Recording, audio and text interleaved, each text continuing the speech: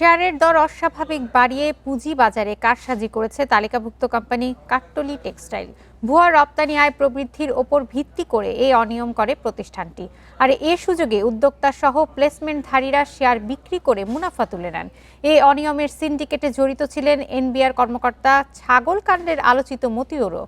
ক্ষতির মুখে পড়েন সাধারণ বিনিয়োগকারীরা। 2018 সালে পুঁজিবাজারে তালিকাভুক্ত হয় পোশাক খাতের প্রতিষ্ঠান কাট্টলী টেক্সটাইল লিমিটেড। 10 টাকা অভিহিত মূল্যের এই শেয়ারের দাম 3 বছরের মধ্যেই 40 টাকা ছাড়িয়ে যায়। আইপিও প্রক্রিয়ায় জালিয়াতি করে ভুয়া মুনাফা বাড়ানো এবং কর ফাঁকি দিতে নথিও জাল করে প্রতিষ্ঠানটি।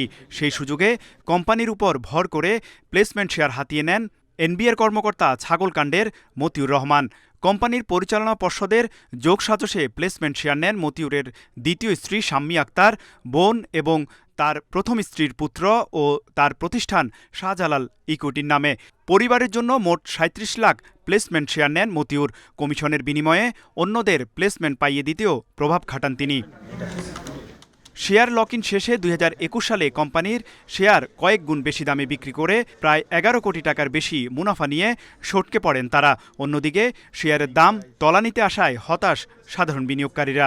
তখনকার সময় ভুয়া পিএসআই দেখিয়ে আপনার এই মার্কেট থেকে আপনার প্লেসমেন্ট শেয়ারগুলো সাধারণ বিনিয়োগকারীদের ঘাড়ে তুলে দিয়ে তারা যে কারসাজি করে শত শত কোটি টাকা মার্কেট থেকে নিয়ে গেছে।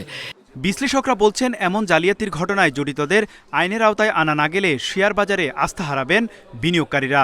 এটা আইপিওর যে নতুন রেগুলেশন আসছে সেই রেগুলেশন আমরা চেঞ্জ চাচ্ছি। হ্যাঁ, মানে এটা কোনো নির্দিষ্ট গোষ্ঠীর জন্য প্লেসমেন্ট থাকবে না। Placement is a legitimate investment, but it has to be transparent. এটা মানে যেটা গত 15 বছর হয়েছে সেটা আমরা আর দেখতেছি। ফাইন্যান্সিয়াল স্টেটমেন্ট মধ্যে অনেক ফোর্জারি করতেছে। এগুলো আসলে অনেক বেশি তদারকির দরকার, অনেক বেশি স্বচ্ছতার দরকার। কারণ অনেক লক্ষ লক্ষ লোক এগুলো শেয়ার বাজারে শেয়ার কিনবে, বিক্রি করবে, মানুষ তার সর্বশান্ত হয়ে যাচ্ছে। আইপিওর অর্থ যথাযথ খাতে ব্যবহার না করে উল্টো 25 কোটি টাকা অর্থ হাতিয়ে নেয় কাট্টলী টেক্সটাইল। ফলে কোম্পানির পর্ষদের বিরুদ্ধে মানি লন্ডারিং প্রতিরোধ আইনে ব্যবস্থা নিতে সিআইডিকে নির্দেশ দেয় নিয়ন্ত্রক সংস্থা বিএসইসি। পাশাপাশি বিষয়টি তদন্তের জন্য দুদকেও পাঠানো হয়। তৌহিদ রানা, ইন্ডিপেন্ডেন্ট নিউজ, ঢাকা।